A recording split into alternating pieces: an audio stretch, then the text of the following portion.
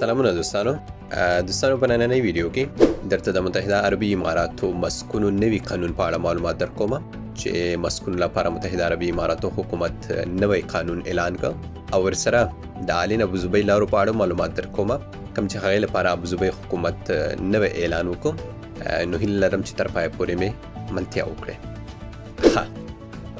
اول به د مسکونو په اړه معلومات درکوم.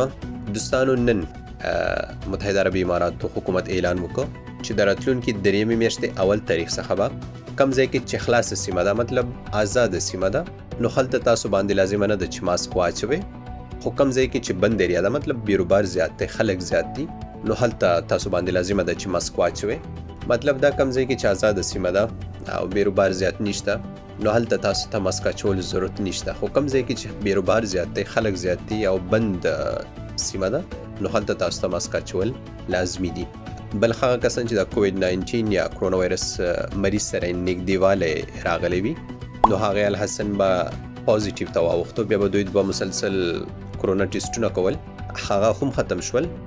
د هغې ترڅنګ بیا ابوظبي حکومت د آلین ابوظبي لارې کم سرحد چې هغه ختم کړ، مطلب د کم سرحد چې دی تاسو واړو ته پته ده دې کې به چې کم کس ورتلو هغې نه به ګرین پاس غوښته او ایډي ټیکنالوژي په ترو به هغه سکین کېدو نو هغه د دې میاشتې 28 تاریخ څخه مطلب د 2022 کال دویمې میاشتې 28 تاریخ څخه هغه ختم شو.